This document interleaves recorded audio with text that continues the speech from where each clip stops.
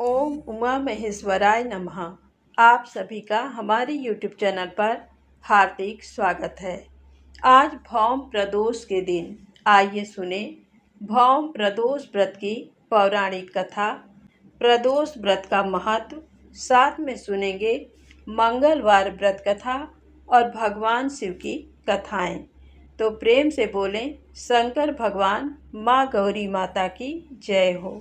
हमारे हिंदू धर्म में प्रदोष व्रत को बहुत शुभ और महत्वपूर्ण माना जाता है।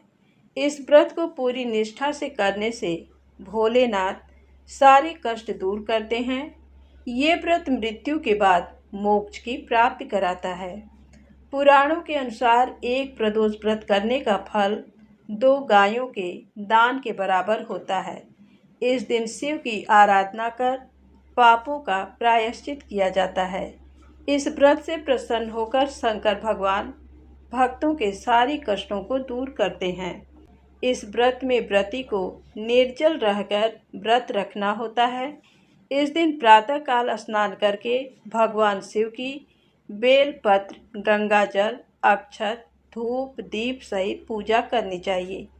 संध्या काल में फिर से स्नान करके इसी प्रकार से शिव जी की पूजा करनी चाहिए। इस प्रकार प्रदोष व्रत करने से भक्तों को पुण्य फल का लाभ मिलता है। अब आइए सुने भौम प्रदोष व्रत की पौराणिक कथा। जो प्रदोष व्रत मंगलवार के दिन पड़ता है वह प्रदोष भौम प्रदोष व्रत या मंगल प्रदोष व्रत कहलाता है। कथा के अनुसार एक समय की बात है, एक नगर में एक वृद्धा रहती थी। उसका एक ही पुत्र था। वृद्धा की हनुमान जी पर गहरी आस्था थी। वह प्रत्येक मंगलवार को नियम पूर्वक व्रत रखकर हनुमान जी की आराधना करती थी। एक बार हनुमान जी ने अपनी भक्तिनी उस वृद्ध महिला की श्रद्धा का परीक्षण करने का विचार किया। हनुमान जी साधु का वेश धारण कर वृद्धा के घर गए और पुकारने लगे, है कोई हनुमान भक्त जो हमारी इच्छा पूर्ण करे? आवाज उस वृद्धा के कान में पड़ी। पुकार सुन वृद्धा जल्दी से बाहर आई और साधु को प्रणाम कर बोली, आज्ञा महाराज। हनुमान वेशधारी साधु बोले, मैं भूखा हूँ, भोजन करूँगा, तुम थोड़ी सी जमीन लीप दो। वृद्धा दुविधा में पड़ गई। अंततः हाथ जोड़कर बोली, महाराज, लीपने और मिट्टी खोदने के अतिरिक्त आप कोई दूसरी आज्ञा दें, मैं अवश्य पूर्ण करूँगी। साधु ने 3 बार प्रतिज्ञा कराने के पश्चात कहा, तू अपने बेटे को बुला, मैं उसकी पीठ पर आग जलाकर भोजन बनाऊंगा। ये सुनकर वृद्धा घबरा गई, परंतु वह प्रतिज्ञाबद्ध थी। उसने अपने पुत्र को बुलाकर साधु को सौंप दिया। साधु वेशधारी हनुमान जी ने वृद्धा के हाथों से ही उसके पुत्र को पेट के बल लिटवाया और उसकी पीठ पर आग जलवाई। आग जलाकर दुखी मन से वृद्धा अपने घर में चली गई। इधर भोजन बनाकर साधु ने वृद्धा को बुलाकर कहा, उनका भोजन बन गया है, तुम अपने पुत्र को पुकारो ताकि वह भी आकर भोग लगा ले। इस पर वृद्धा बोली, उसका नाम लेकर मुझे और कष्ट ना दें। लेकिन जब साधु महाराज नहीं माने तो वृद्धा ने अपने पुत्र को आवाज़ लगाई। वह अपनी माँ के पास आ गया। अपने पुत्र को जीवित देख वृद्धा को बहुत आश्चर्य हुआ और वह साधु के चरणों में गिर पड़ी। तब हनुमान जी अपने वास्तविक रूप में प्रकट हुए और वृद्धा को भक्ति का आशीर्वाद दिया। तो प्रेम से बोले, शंकर भगवान की जय हो, बजरंग बली की जय हो। आइए सुने मंगलवार व्रत की पौराणिक कथा।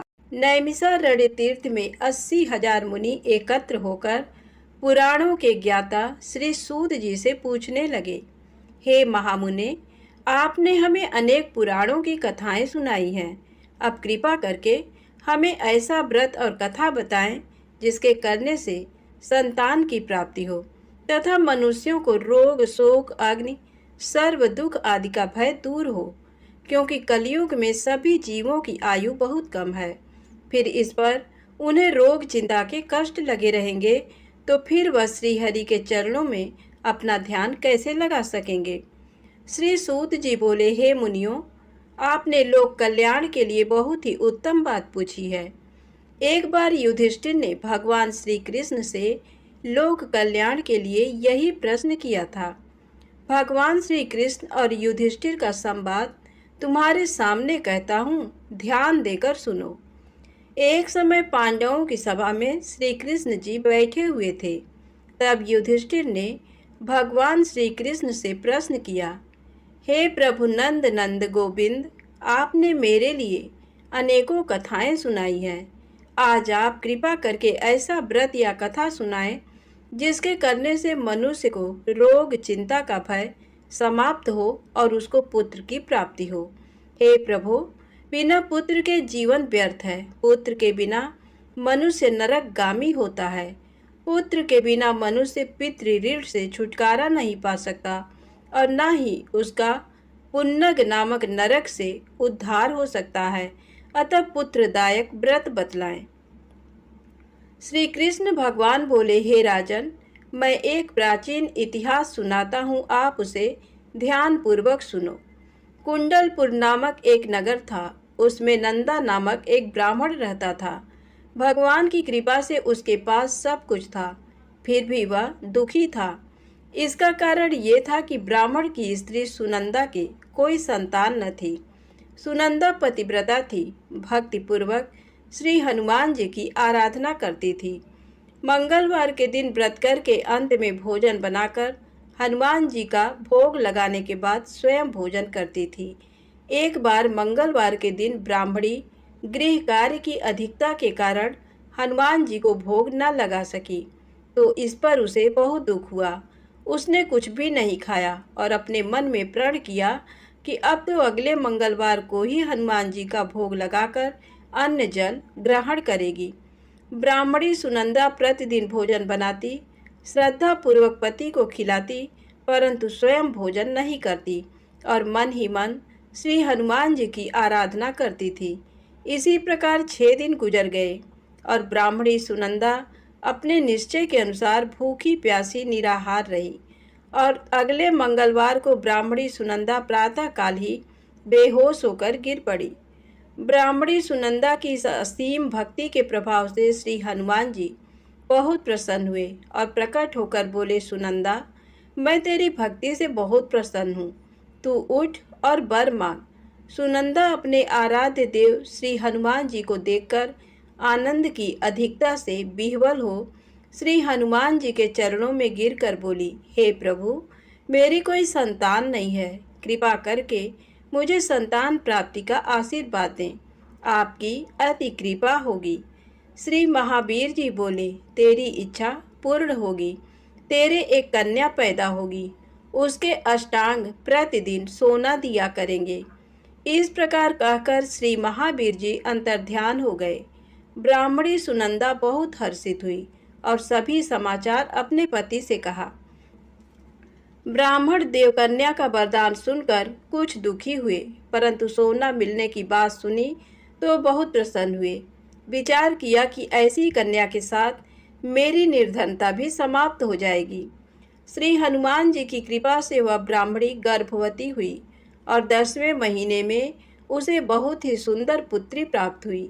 ये बच्ची अपने पिता के घर में ठीक उसी तरह से बढ़ने लगी जिस प्रकार शुक्ल पक्ष का चंद्रमा बढ़ रहा है। 10वें दिन ब्राह्मण ने उस बालिका का नामकरण संस्कार कराया। उसके कुल पुरोहित ने उस बालिका का नाम रत्नावली रखा, क्योंकि ये कन्या सोना प्रदान किया करती थी। इस कन्या ने पूर्व जन्म में बड़े ही विधान से मंगल देव का व्रत किया था। रत्नावली का अष्टांग बहुत सा सोना देता था। उस सोने से नंदा ब्राह्मण बहुत ही धनवान हो गया। अब ब्राह्मणी भी बहुत अभिमान करने लगी थी। समय बीतता रहा। अब रत्नावली 10 वर्ष की हो चुकी थी। एक दिन जब नंदा ब्राह्मण प्रसन्न चित्त था, तब सुनंदा ने अपने पति से कहा, मेरी पुत्री रत्नावली विवाह के योग्य हो गई है, अतः आप कोई सुंदर तथा योग्य वर देखकर इसका विवाह कर दें। ये सुन ब्राह्मण बोला, अभी तो रत्नावली बहुत छोटी है। तब ब्राह्मणी बोली, शास्त्रों की आज्ञा है कि कन्या 8वें वर्ष में गौरी, 9 वर्ष में रोहिणी, 10वें वर्ष में कन्या, इसके पश्चात रसवला हो जाती हैं। गौरी के दान से पाताल लोक की प्राप्ति होती है। रोहिणी के दान से वैकुंठ लोक की प्राप्ति होती है। कन्या के दान से इंद्रलोक में सुखों की प्राप्ति होती है। अगर हे पतिदेव रजस्वला का दान किया जाता है तो घोर नरक की प्राप्ति होती है। इस पर ब्राह्मण बोला, अभी तो रत्नावली मात्र 10 ही वर्ष की है और मैंने तो 16-16 साल की कन्याओं के विवाह कराए हैं, अभी जल्दी क्या है। तब ब्राह्मणी सुनंदा बोली, आपको तो लोभ अधिक हो गया। शास्त्रों में कहा गया है कि माता पिता और बड़ा भाई रजस्वला कन्या को देखते हैं तो वह अवश्य ही नरकगामी होते हैं। तब ब्राह्मण बोला, अच्छी बात है, कल मैं अवश्य ही योग्य वर की तलाश में अपना दूत भेजूंगा। दूसरे दिन ब्राह्मण ने अपने दूत को बुलाया और आज्ञा दी कि जैसी सुंदर मेरी कन्या है वैसा ही सुंदर वर उसके लिए तलाश करो। दूत अपने स्वामी की आज्ञा पाकर निकल पड़ा। पंपई नगर में उसने एक सुंदर लड़के को देखा। ये बालक एक ब्राह्मण परिवार का बहुत गुणवान पुत्र था। इसका नाम सोमेश्वर था। दूत ने इस सुंदर व गुणवान ब्राह्मण पुत्र के बारे में अपने स्वामी को पूर्ण विवरण दिया। ब्राह्मण नंदा को भी सोमेश्वर अच्छा लगा और फिर शुभ मुहूर्त में विधि पूर्वक कन्यादान करके ब्राह्मण ब्राह्मणी संतुष्ट हुए। परंतु ब्राह्मण के मन में लोभ समाया हुआ था। उसने कन्यादान तो कर दिया पर वह बहुत खिन्न भी था। उसने विचार किया कि रत्नावली तो अब चली जाएगी और मुझे इससे जो सोना मिलता था वह अब नहीं मिलेगा। मेरे पास जो धन था कुछ तो इसके विवाह में खर्च हो गया और जो शेष बचा है वह भी कुछ दिनों पश्चात समाप्त हो जाएगा। मैंने तो इसका विवाह करके बहुत बड़ी भूल कर दी है। अब कोई ऐसा उपाय हो कि रत्नावली मेरे घर में ही बनी रहे, अपनी ससुराल ना जाए। लोभ रूपी राक्षस ब्राह्मण के मस्तिष्क पर छाता जा रहा था। रात भर अपनी सैया पर बेचैनी से करवटें बदलते बदलते उसने एक बहुत ही क्रूर निर्णय लिया। उसने विचार किया कि जब रत्नावली को लेकर उसका पति सोमेश्वर अपने घर के लिए जाएगा तो वह मार्ग में छिपकर सोमेश्वर का वध कर देगा और अपनी लड़की को अपने घर ले आएगा, जिससे नियमित रूप से उसे सोना भी मिलता रहेगा और समाज का कोई मनुष्य उसे दोष भी नहीं दे सकेगा। प्रातः काल हुआ तो नंदा और सुनंदा ने अपने जमाई तथा लड़की को बहुत सारा धन देकर विदा किया। सोमेश्वर अपनी पत्नी रत्नावली को लेकर ससुराल से अपने घर की तरफ चल दिया। ब्राह्मण नंदा महालोभ के वशीभूत हो अपनी मति खो चुका था। पाप पुण्य को उसे विचार ही न रहा। अपने भयानक व क्रूर निर्णय को कार्य रूप देने के लिए उसने अपने दूत को मार्ग में अपने जमाई का वध करने के लिए भेज दिया था, ताकि रत्नावली से प्राप्त होने वाला सोना उसे हमेशा मिलता रहे और वो कभी निर्धन ना हो।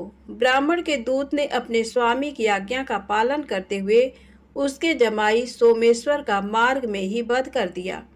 समाचार पाकर ब्राह्मण नंदा मार्ग में पहुंचा और रुदन करती अपनी पुत्री रत्नावली से बोला, हे पुत्री, मार्ग में लुटेरों ने तेरे पति का वध कर दिया है। भगवान की इच्छा के आगे किसी का कोई बस नहीं चलता है।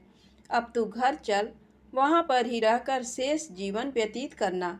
जो भाग्य में लिखा है वही होगा। अपने पति की अकाल मृत्यु से रत्नावली बहुत दुखी हुई। करुण क्रंदन व रुदन करते हुए अपने पिता से बोली, हे पिताजी, इस संसार में जिस स्त्री का पति नहीं है उसका जीना व्यर्थ है। मैं अपने पति के साथ ही अपने शरीर को जला दूंगी और सती होकर अपने इस जन्म को, माता पिता के नाम को तथा सास ससुर के यश को सार्थक करूंगी। ब्राह्मण नंदा अपनी पुत्री रत्नावली के वचनों को सुनकर बहुत दुखी हुआ। विचार करने लगा, मैंने व्यर्थ ही जमाई वध का पाप अपने सिर लिया। रत्नावली तो उसके पीछे अपने प्राण तक देने को तैयार है।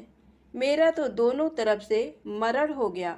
धन तो अब मिलेगा नहीं, जमाई बद के पाप के फलस्वरूप यम यातना भी भुगतनी पड़ेगी। ये सोचकर वह बहुत खिन्न हुआ। सोमेश्वर की चिता बनाई गई। रत्नावली सती होने की इच्छा से अपने पति का सिर अपनी गोद में रखकर चिता में बैठ गई। जैसे ही सोमेश्वर की चिता को अग्नि लगाई गई, वैसे ही प्रसन्न हो मंगल देव वहाँ प्रकट हुए और बोले, हे रत्नावली, मैं तेरी पति भक्ति से बहुत प्रसन्न हूँ, तू वर मांग। रत्नावली ने अपने पति का जीवन दान मांगा। तब मंगल देव बोले, रत्नावली, तेरा पति अजर अमर है, ये महाविद्वान भी होगा और इसके अतिरिक्त तेरी जो इच्छा हो वर मांग। तब रत्नावली बोली, हे ग्रहों के स्वामी, यदि आप मुझ पर प्रसन्न हैं तो मुझे ये वरदान दीजिए कि जो भी मनुष्य मंगलवार के दिन प्रातःकाल लाल पुष्प लाल चंदन से पूजा करके आपका स्मरण करे, उसको रोग व्याधि ना हो, स्वजनों का कभी वियोग ना हो, सर्प अग्नि तथा शत्रुओं का भय ना रहे। जो स्त्री मंगलवार का व्रत करे वह कभी विधवा ना हो। मंगल देव तथास्तु कहकर अंतर्ध्यान हो गए। सोमेश्वर मंगल देव की कृपा से जीवित हो उठा। रत्नावली अपने पति को पुनः प्राप्त कर बहुत प्रसन्न हुई और मंगल देव का व्रत प्रत्येक मंगलवार को करके व्रतराज और मंगल देव की कृपा से इस लोक में सुख ऐश्वर्य को भोगते हुए अंत में अपने पति के साथ स्वर्ग लोक को गई। प्रेम से बोले हनुमान जी महाराज की जय हो। आइए सुने राम नाम की महिमा। लंकापति रावण के वध के बाद जब अयोध्यापति प्रभु श्री राम की कीर्ति दूर दूर तक फैल रही थी और वह मर्यादा पुरुषोत्तम कहलाने लगे, तब एक दिन महादेव शिव की इच्छा भी मर्यादा पुरुषोत्तम श्री राम से मिलने की हुई। पार्वती जी को संग लेकर महादेव कैलाश पर्वत से उतरकर अयोध्या नगरी के रास्ते पर चल पड़े। भगवान शिव और मां पार्वती को अयोध्या आया देखकर राम जी बहुत खुश हुए। माता जानकी ने उनका उचित आदर सत्कार किया और स्वयं भोजन बनाने के लिए रसोई में चली गई। इस बीच भगवान शिव ने श्री राम जी से पूछा, आपके सेवक हनुमान जी दिखाई नहीं पड़ रहे हैं? श्री राम बोले, वे बगीचे में हैं। शिव जी ने श्री राम जी से बगीचे में जाने की अनुमति मांगी और पार्वती जी का हाथ थामकर बगीचे में आ गए। बगीचे की खूबसूरती देखकर उनका मन मोहित हो गया। आम के एक घने वृक्ष के नीचे हनुमान जी दीन दुनिया से बेखबर गहरी नींद में सोए थे। एक लय में खर्राटों से राम नाम की ध्वनि उठ रही थी। चकित होकर शिवजी और माता पार्वती एक दूसरे की ओर देखने लगे। माता पार्वती मुस्कुरा उठी और वृक्ष की डालियों की ओर इशारा किया। राम नाम सुनकर पेड़ की डालियां भी झूमने लगी थीं और इनके बीच से भी राम नाम उच्चारित हो रहा था। शिवजी इस राम नाम की धुन में मस्त मगन होकर खुद भी राम राम कहकर नाचने लगे। माता पार्वती जी ने भी अपने पति का अनुसरण किया और अपने कोमल पैर थिरकाने लगी। शिव जी और माता पार्वती जी के नृत्य में ऐसी झनकार उठी कि स्वर्ग लोक के देवता गण भी आकर्षित होकर बगीचे में आ गए और राम नाम की धुन में सभी मस्त हो गए। माता जानकी भोजन तैयार करके प्रतीक्षारत थी, परंतु संध्या घिरने तक भी अतिथि नहीं पधारे। तब अपने देवर लक्ष्मण जी को बगीचे में भेजा। लक्ष्मण जी तो स्वयं को श्री राम का सेवक ही मानते थे, अतः बगीचे में आकर जब उन्होंने धरती पर स्वर्ग का नजारा देखा तो खुद भी राम नाम की धुन में झूम उठे। महल में माता जानकी परेशान हो रही थी कि अभी तक भोजन ग्रहण करने कोई भी क्यों नहीं आया। तब उन्होंने श्री राम जी से कहा, भोजन ठंडा हो रहा है, चलिए हम ही जाकर बगीचे में से सभी को ले आए। जब राम जी बगीचे में गए तो वहाँ राम नाम की धूम मची हुई थी। हनुमान जी गहरी नींद में सोए हुए थे और उनके खर्राटों से अभी तक राम नाम निकल रहा था। श्री राम भाव विह्वल हो उठे।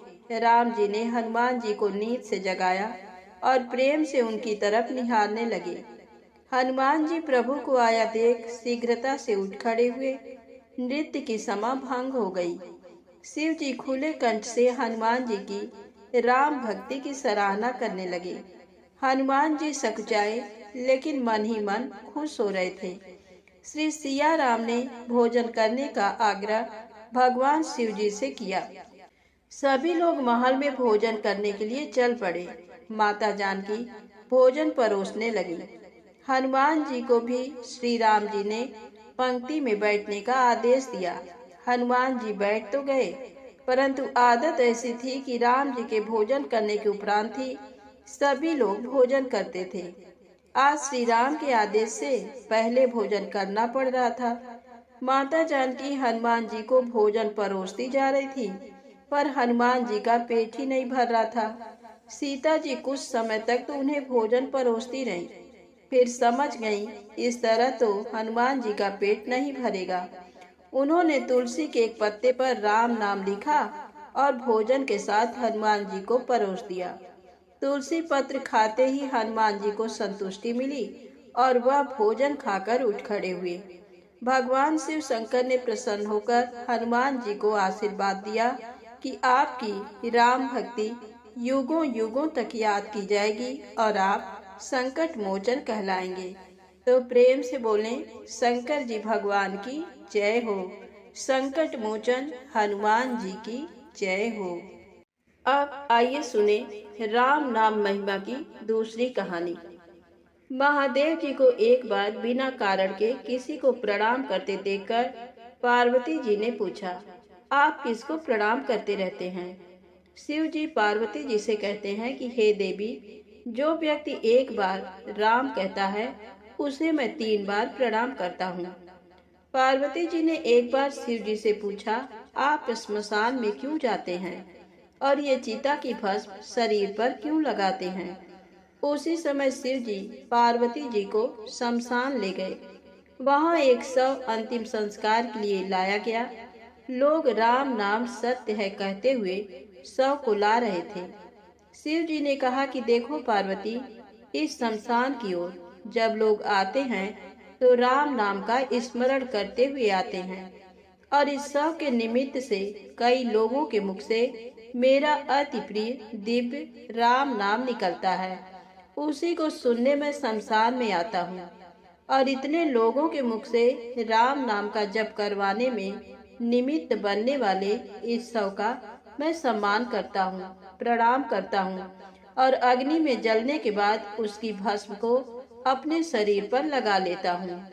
राम नाम बुलवाने वाले के प्रति मुझे अगाध प्रेम रहता है। एक बार शिव जी कैलाश पर पहुँचे और पार्वती जी से भोजन मांगा।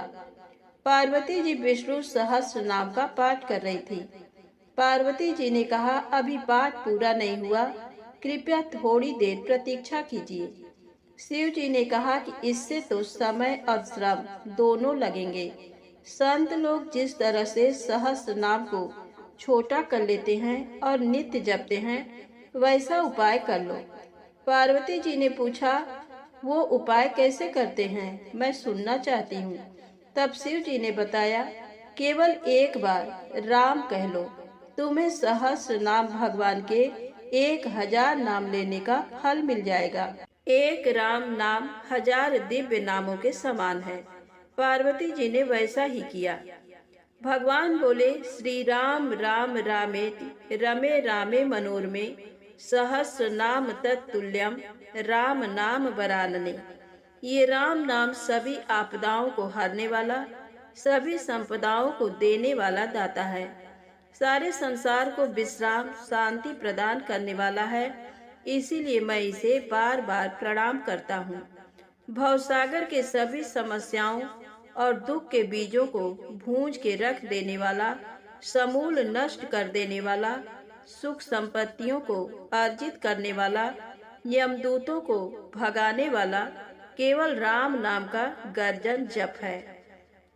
प्रयास पूर्वक स्वयं भी राम नाम जपते रहना चाहिए और दूसरों को भी प्रेरित करके राम नाम जपवाना चाहिए। इससे अपना और दूसरों का तुरंत कल्याण हो जाता है। यही सबसे सुलभ और अचूक उपाय है। इसीलिए हमारे देश में प्रणाम राम राम कहकर किया जाता है। अब आइए सुने बिल्व वृक्ष की महिमा। एक बार नारद जी ने भगवान भोलेनाथ की स्तुति कर पूछा, प्रभु, आपको प्रसन्न करने के लिए सबसे उत्तम और सुलभ साधन क्या है? हे त्रिलोकीनाथ, आप तो निर्विकार और निष्काम हैं। आप सहज ही प्रसन्न हो जाते हैं। फिर भी मेरी जानने की इच्छा है कि आपको क्या प्रिय है। शिव जी बोले, नारद जी, वैसे तो मुझे भक्त के भाव सबसे प्रिय हैं। फिर भी आपने पूछा है तो बताता हूँ। मुझे जल के साथ साथ बिल्व पत्र बहुत प्रिय हैं। जो अखंड बिल्व पत्र मुझे श्रद्धा से अर्पित करते हैं, मैं उन्हें अपने लोक में स्थान देता हूँ। नारद जी भगवान शंकर और माता पार्वती की वंदना कर अपने लोक को चले गए। उनके जाने के पश्चात पार्वती जी ने शिव जी से पूछा, हे प्रभु, मेरी ये जानने की बड़ी उत्कट इच्छा हो रही है कि आपको बिल्व पत्र इतने प्रिय क्यों हैं। कृपा करके मेरी जिज्ञासा शांत करें। शिव जी बोले, हे शिवे, बिल्व के पत्ते मेरी जटा के समान हैं। उसका त्रिपत्र यानी 3 पत्ते ऋग्वेद, यजुर्वेद और सामवेद हैं। शाखाएं समस्त शास्त्र का स्वरूप हैं। बिल्व वृक्ष को आप पृथ्वी का कल्प वृक्ष समझें, जो ब्रह्मा विष्णु शिव स्वरूप हैं। स्वयं महालक्ष्मी ने शैल पर्वत पर बिल्व वृक्ष रूप में जन्म लिया था। ये सुनकर पार्वती जी कौतूहल में पड़ गईं। उन्होंने पूछा, देवी लक्ष्मी ने आखिर बिल्व वृक्ष का रूप क्यों लिया? आप ये कथा विस्तार से कहें। तब भोलेनाथ ने देवी पार्वती को कथा सुनानी शुरू की। हे देवी, सतयुग में ज्योति रूप में मेरे अंश का रामेश्वर लिंग था। ब्रह्मा आदि देवों ने उसका विधिवत पूजन अर्चन किया था। फलतः मेरे अनुग्रह से वाग देवी सबकी प्रिया हो गईं। वे भगवान विष्णु को सतत प्रिय हो गईं। मेरे प्रभाव से भगवान केशव के मन में वाग देवी के लिए जितनी प्रीति हुई, वह स्वयं लक्ष्मी को नहीं भाई। अतः लक्ष्मी देवी चिंतित और रुष्ट होकर परम उत्तम श्रीशैल पर्वत पर चली गई। वहां उन्होंने मेरे विग्रह की उग्र तपस्या प्रारंभ कर दी। हे परमेश्वरी, कुछ समय बाद महालक्ष्मी जी ने मेरे विग्रह से थोड़ा ऊर्ध्व में एक वृक्ष का रूप धारण कर लिया और अपने पत्र पुष्प द्वारा निरंतर मेरा पूजन करने लगी। इस तरह उन्होंने कोटि वर्ष तक आराधना की। अंततः उन्हें मेरा अनुग्रह प्राप्त हुआ। महालक्ष्मी ने मांगा कि श्री हरि के हृदय में मेरे प्रभाव से वाग्देवी के लिए जो स्नेह हुआ है वह समाप्त हो जाए। शिव जी बोले, मैंने महालक्ष्मी को समझाया कि श्री हरि के हृदय में आपके अतिरिक्त किसी और के लिए कोई प्रेम नहीं है। वाग्देवी के प्रति तो उनकी श्रद्धा है। ये सुनकर श्री लक्ष्मी जी प्रसन्न हो गईं और पुनः श्री विष्णु के हृदय में स्थित होकर निरंतर उनके साथ विहार करने लगी। हे पार्वती, महालक्ष्मी के हृदय का एक बड़ा विकार इस प्रकार दूर हुआ था। इस कारण हरि प्रिया उसी वृक्ष रूप में सर्वदा अतिशय भक्ति से भरकर यत्न पूर्वक मेरी पूजा करने लगी। बिल्व इस कारण मुझे बहुत प्रिय है और मैं बिल्व वृक्ष का आश्रय लेकर रहता हूँ। बिल्व वृक्ष को सदा सर्व तीर्थमय एवं सर्व देवमय मानना चाहिए, इसमें तनिक भी संदेह नहीं है। बिल्व पत्र, बिल्व फूल, बिल्व वृक्ष अथवा बिल्व काष्ठ के चंदन से जो मेरा पूजन करता है वह भक्त मेरा प्रिय है। बिल्व वृक्ष को शिव के समान ही समझो, वह मेरा शरीर है। जो बिल्व पर चंदन से मेरा नाम अंकित करके मुझे अर्पण करता है, मैं उसे सभी पापों से मुक्त करके अपने लोक में स्थान देता हूँ। उस व्यक्ति को स्वयं लक्ष्मी जी भी नमस्कार करती हैं। जो बिल्व मूल में प्राण छोड़ता है उसको रुद्र देह प्राप्त होता है। तो प्रेम से बोले, विष्णु भगवान माता लक्ष्मी की जय हो। शंकर भगवान माँ गौरी माता की जय हो।